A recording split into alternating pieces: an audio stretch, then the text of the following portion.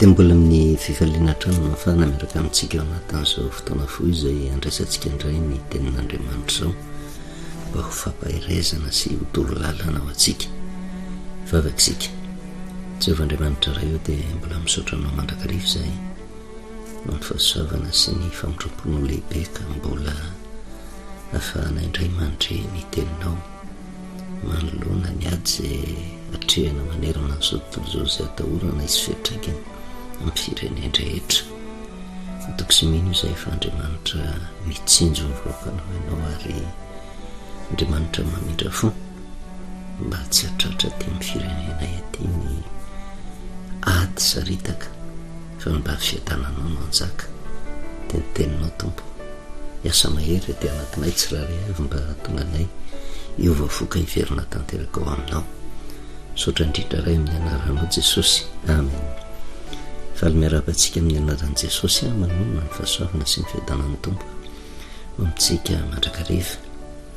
Fampahirezana izay miresintsika hatramin'ny andohan'ny taona dia saika miresaka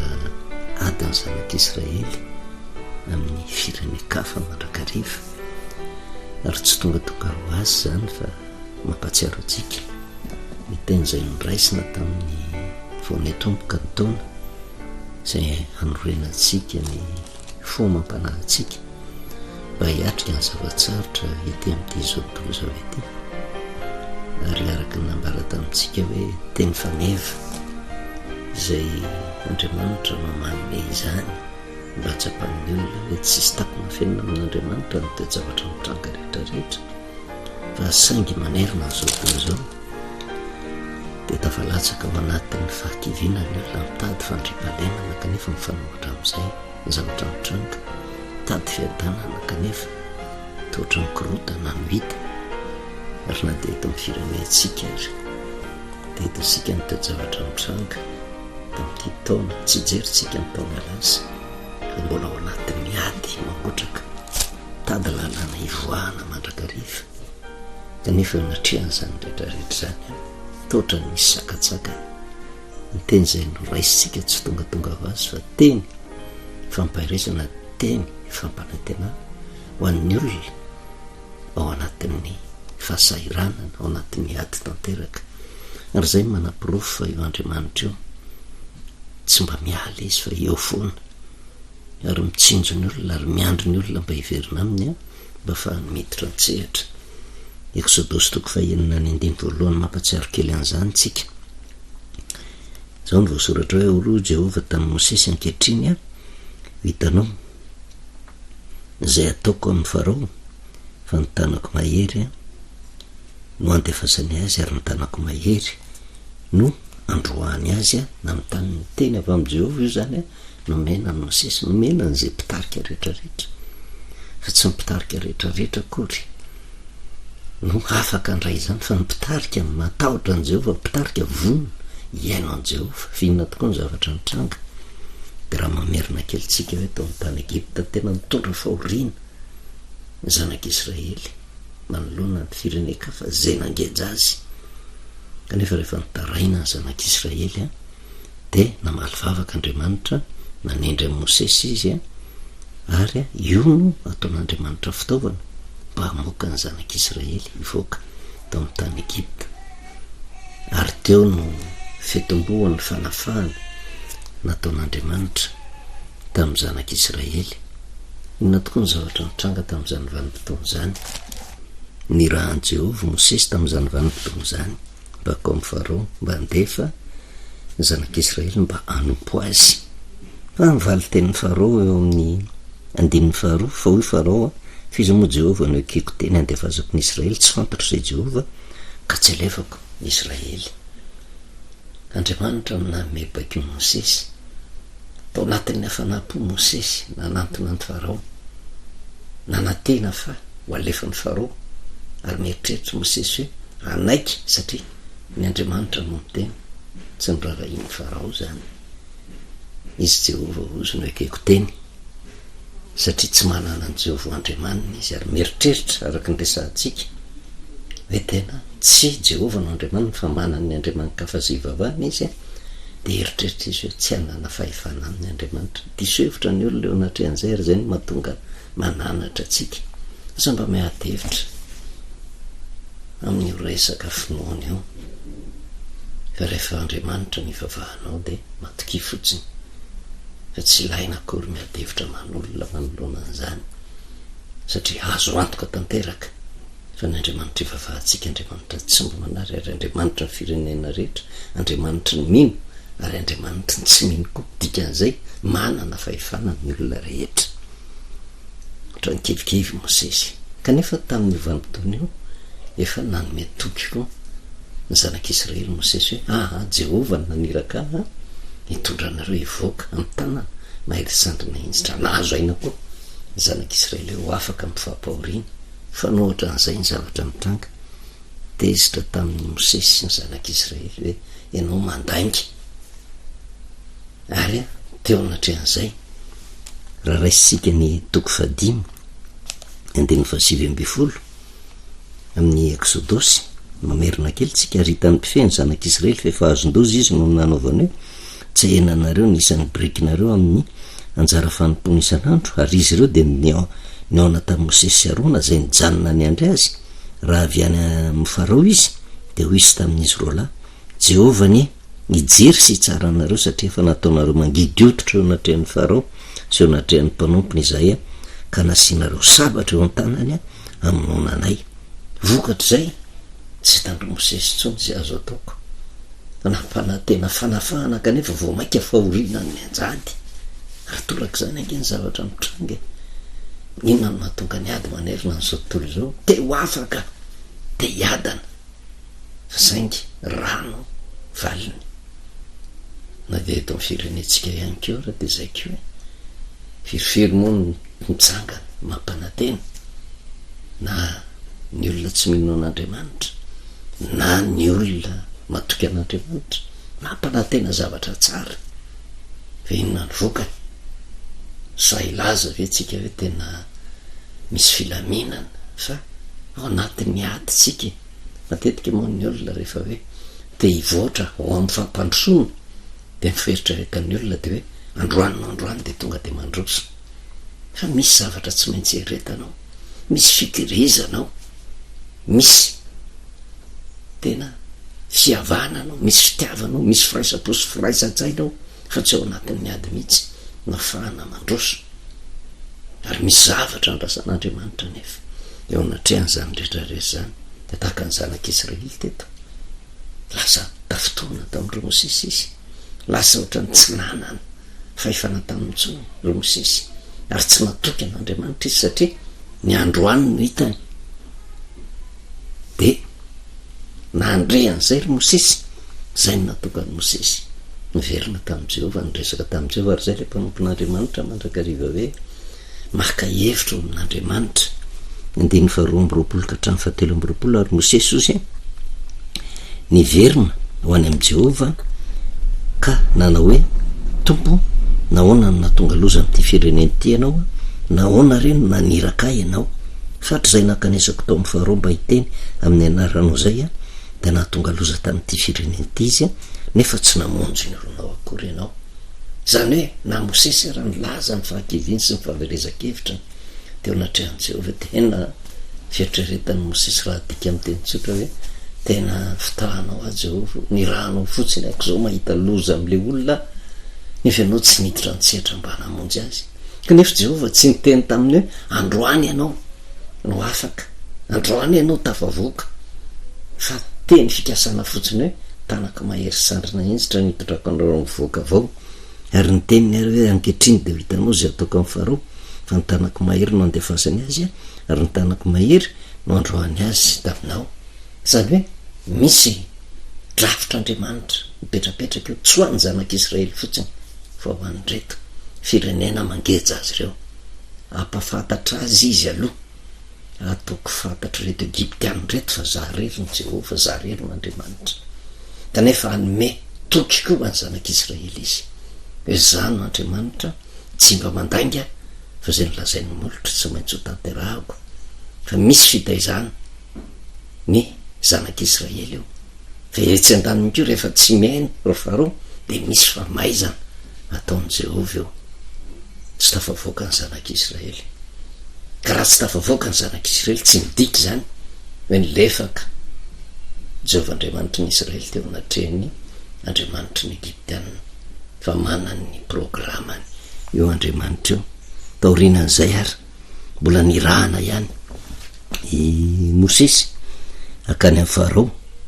raha raisitsika ny Exodus 4 namerenan'Andriamanitra ny teniny tamin'ny Mosesy ozy raisitsika hatramin'ny 12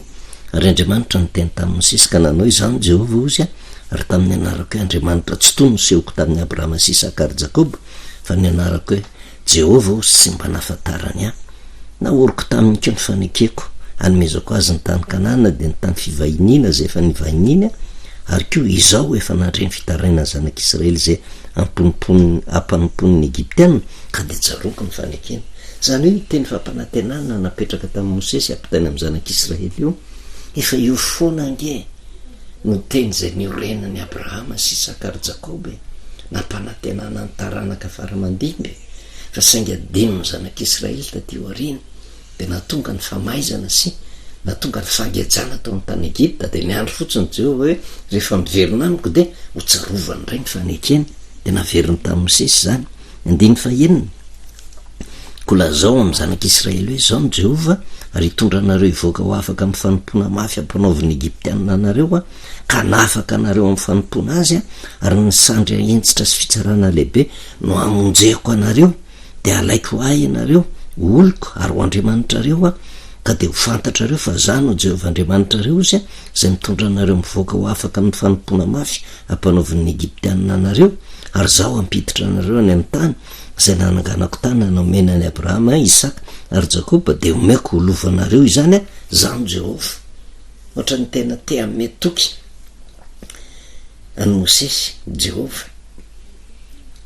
tena rehefa napahakevitra izy nameriny indray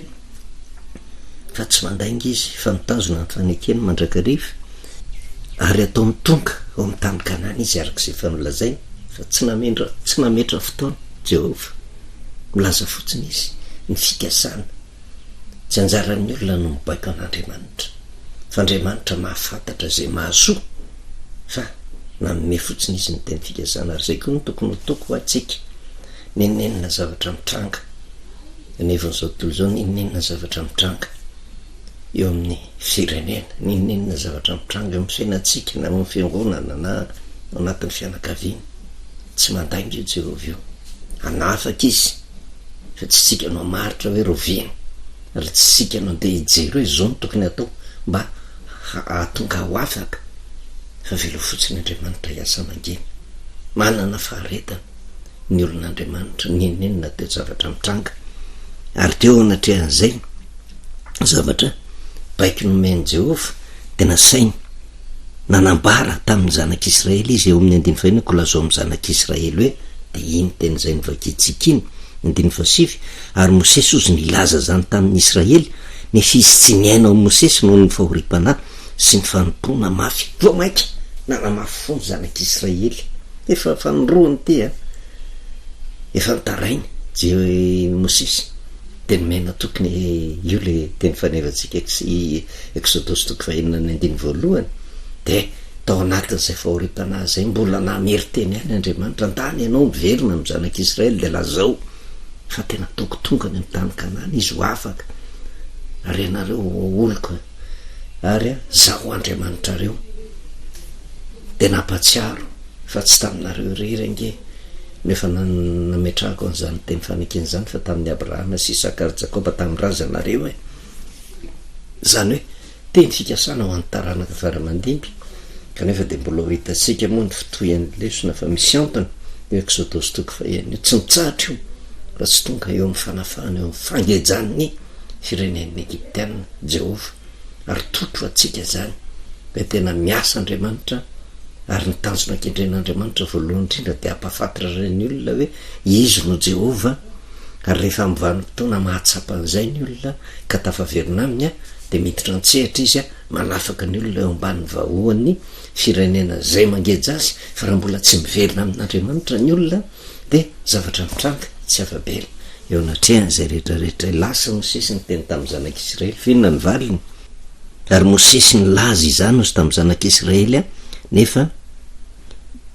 tsy niaino any Mosesy no ny fahoripana sy ny fanompona mafy ary Jehovah indray niteny tamin'ny Mosesy ka nanao hoe nasainy verina indray makanesa ny faharoa-mpanjakan'ny Egypta ka mitenenina aminy mba hatefasa ny zanak'Israely hiala amin'ny taniny mbola aty amin'ny toko fa enina isika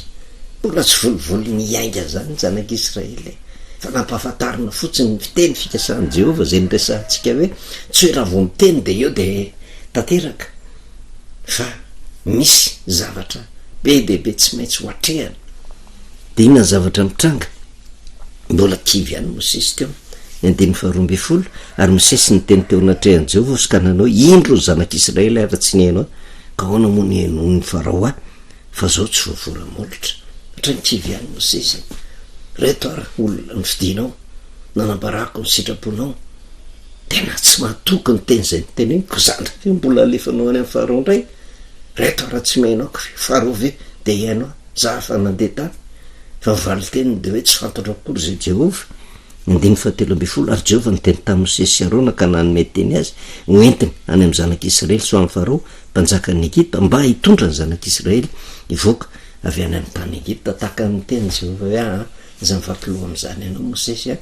zay nanorahako anao de tanterao inona moa ny antony namerenantsika an'izay le teny fikasana Exodus 9 teny tsy hoe zavatra ho tanteraka hoe teny fampanantenana androany de azo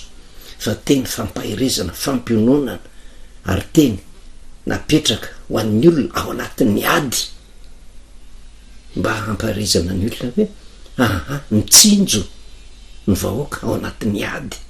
io Andriamanitra io ary ny vahoaka zay miverina tanteraka aminy de mitsinjo an'izany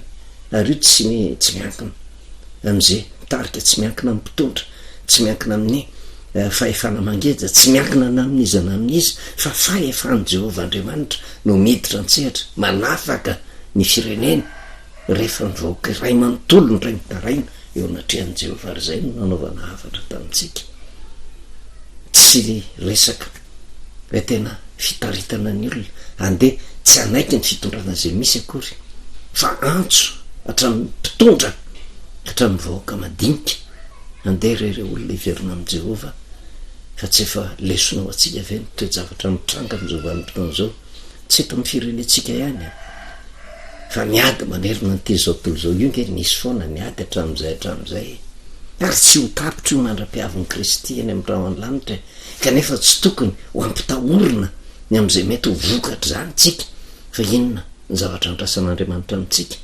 de miverina tanteraka aminy anompo azy amin'ny fotsika rehetra mba ahafahany miditra antsehatra amin'ny fiainatsika ary azagagy tsika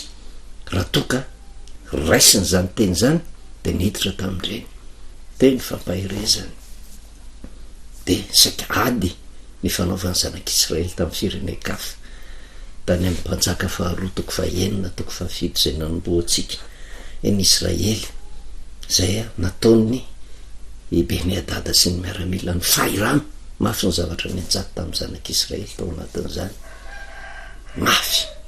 kanefa de hitatsika fa mbola hitoy moa ny teny fampahirezana ary tsy maintsy jerevantsika zany hoe tsy mandao ny olona ao anatin'ny fahoriana sy ao anatin'ny ady zany io Andriamanitra io verinitsika tate amin'ny mpanjaka voalohany toko faharoapolo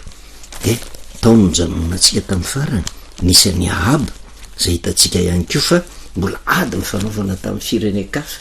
zay verina fa matanjaka noho izy de tamin'ny Beni-Hadada sy ny miaramila indray sirianina ihany miaino an'i Jehovah ny Ahaba tamin'izay vanim-potoana zay fa ny zavatra mitranga de inona nataon'i Jehovah mandresy satria ny ainy mandrakariva ny feon'i Jehovah tamin'ny alalan'ny mpanolontsaina avy amin'i Jehovah Ahaba kanefa rehefa nandresy indroa izy lasa nanaonao foana am'izay natoko teny ary lasa nanapatra ny fahefany de hitatsika amin'ny tantara zay nisy fa tena maty Nabota vokatry ny fiainony le vadiny ratsy fanahy zay nanome tolo-kevitra aminy ka namona ny Nabota de lasa nitsiriritra ny fanana ny olona teo ambany fahefany na lainy ankeriny fotsiny tamin'izao inona ny zavatra mitranga teo anatrehan'izay rehetrarehetra zay ny teny zay nomeny Jehova namperitreritra satria ny rana indray mimpaminany de i Eli mba iresaka amin'ny Ahaba tsy maintsy jerevantsika zany rehetrarehetra zany misy antony aza raisitsika mihitsy hoe ampifanindrifina miteo zavatra mitranga fa ambadika zay rehetrarehetra zay misy afatra teny Jehova ampitaina ary misy fampanantenana nataony Jehova mba tsy hatonga atsika tena okivy manoloana ny ady zay atrehana fa hatonga atsika anantena mandrakariva ny famonjena nataony Jehova. Mpanjaka voalohany toko fa raiky amby roapolo mpanjaka voalohany toko fa raiky amby roapolo de inona zavatra loha fahavetavetana nataony Jehova nataony Ahaba tamin'ny mpanompony. Mpanjaka voalohany toko fa raiky amby roapolo vakiko de toizatsika indray amanaraka ary ny teny Jehova ny 7:70 tonga tamin'ny Eli Tisbita io le mpaminany Jehova ka nanao hoe miainga ka midina eo amin'ny Ahaba mpanjakan'ny Israely zay ho Samaria indro ao tany Boloboky Naboty izy fa lasa nakao izy mba haka ny tany ho azy ko metenena aminy hoe zao nolazainy Jehova efa namony va ianao ka efa nakao anao koa ary ianao de teny aminy hoe zao nolazainy Jehova amin'ny tany zay ny lehilahy fa ny alika ny rano Nabota noho ny lehilahy fa ny alika ny ranao de ny ranao tokoa ary hoy Ahaba tamin'ny Eli azonao vary lay fahavaliko ary Eli namaly hoe azoko ianao satria ianao efa nivary tena anao zay ratsy eo mason'ny Jehova indro tonga loza aminao ka ndringana ny taranakao ary fonkotra ny lehilahy rehetra amin'ny taranak'i Ahaba na ny voazona na ny afaka amin'ny Israely ary ny taranakao ataoko tahaka ny taranak'i Jerobama zanaky Nebata sy tahaka ny taranak'i Basa zanaky Aya no nampirehetanao ny fahatezerako sy ny nampanotanao ny Israely. Ary ny amin'ny Jezebela koa de nolazainy Jehova hoe ny alika ihinana ny Jezebela eny ivelan'ny mandan'i Jezirely ary zay tamingany Ahaba maty ao tanàna ho an'ny alika ary zay tamingany maty any an-tsaha kosa de ho an'ny voromanidina. Io le fahavetavetana zay nataony Ahaba tsy vitany indray mandeha fa tamin'ny nandefasana ny Beni-Hadada ny fanaraka tamin'ny Beni-Hadada no ny tombontsoa nalefany kanefa nibaikin'i Jehova hoe andringana ny fahavalo ray zay fa roa manarakarak' zany indray eto de ny amin'ny fangalana keliny fananany Nabota de io ny teny zay tonga kanefa Jehova teo anatrehan'izay manambany izy ozy ny lazaitsika sy tonga de mamely izy fa mba atonga saina ny Ahaba raha iova fo tanteraka izy kanefa rehefa nandrehan'izay Ahaba tena voatsindrona mpo mafy de mafy ary teo mijanona antsika hoe mamindra fonkere olona eo Andriamanitra io hoe na de adala tahaka ninona ary tsika rehefa tonga ny vanim-potoana ka manenina miova fo manenina ny amin'ny loza io Andriamanitra io. 5:20 zao ny voasoratra io fa tsy nisy tahaka ny Ahaba o zay nivarotena anao zay ratsy eo mason'i Jehova satria namporisian'ny Jezebela vadiny izy ary izy nanao vetaveta loatra tamin'ny nanarahan'ny sampy de tahak'izay rehetra nataon'ny Amorita zay noroahan'i Jehova teo nolon'ny zanak'Israely. Ary rehefa reny Ahaba zany teny zany ozy de nandritra ny fitafiana izy ka nitafy lamba fisaonana natao manolo-koditra sady nifady anina sy nandry tamin'ny damba fisaonana ary nijoretra teny am-pandehanana ary izay le nenina taon'ny Ahaba maty diso de miditra tamin'ny fifadikanana de resaka keliny amin'ny fifadikanana io isika zay fitaovana lehibe indrindra tena mampivahandro fon'Andriamanitra ary eo ny tena manahirana eo anivon'ny kristianina satria na de io fifadikanana io ary zavatra tsy izy ny fomba entina amtahana an'le vahoakan'Andriamanitra anka ohatrany misy valimbavaka tena hevelon'ny olona fahazo zany kanefa valimbavaka tsy avy amin'Andriamanitra fa tsy maintsy resahantsika io fifadikanana io satria anisan'ny zavatra takian'Andriamanitra ho tanterahana manoloana ny loza zay mananotanina hiaritra amin'ny firenena teo anatrehan'izay 5:20 inona ny vokatra zay fiovampo tao amin'ny Ahaba zay ary ny anteny Jehova tonga tamin'ny Eli Tisbita ka nanao hoe hitanao va nanetreny Ahaba tena teo anatrehako satria nanetry tena teo anatrehako izy ka tsy hatonga loza aminy amin'ny androny fa ny amin'ny androny zanany vao tonga loza amin'ny taranany nemotro Jehova ny amin'ny loza saika napetraka tamin'ny Ahaba satria tonga de mijery izy ny fiovampo tsy hatonga loza amin'ny fa ny amin'ny taranany dikan'izay tsy hoe voaozona ny taranany fa matoa Jehova ny tenan'izany de izy mahafantatra de melo zay ho taranany fa tsy ova fo reo fa ny ataony ray ny any no tohizany anka hiara-ny fahatezeran'i Jehova. Ary zay tena toko atsika ny fahafantarana n'izany tantara zany. Na inona na inona mety ho fahadisoana reo olona aleo miverina amin'i Jehova. Minitsy mijery ny fahotantsika eo Andriamanitra eo mahamindra fo eo Andriamanitra eo mampitsahatra ny loza eo Andriamanitra eo fa misy zavatra takiny fotsiny ho tanterahantsika ary misy antony matoantsika mijery reny tantara rehetrarehetra eny hoe misy foana ady atrehany ary ady ifanaovan'ny olon'Andriamanitra amin'ny firenen-kafa ary zay ny zavatra trehantsika manerina an'izao tontolo zao io ady sy mijanona eo ady foana firenena anankiray te hambaby firenena anankiray te hanao ampihimamba amin'ny haren'ny firenena ray te hanandevo ny olona amin'ny firenena anankiray kanefa vahaolana tokana Jehova ihany voninahitro n'Andriamanitra iray mivavaka isika sotranao Jehova Andriamanitra reny amin'ny teny zay tonga aminay teny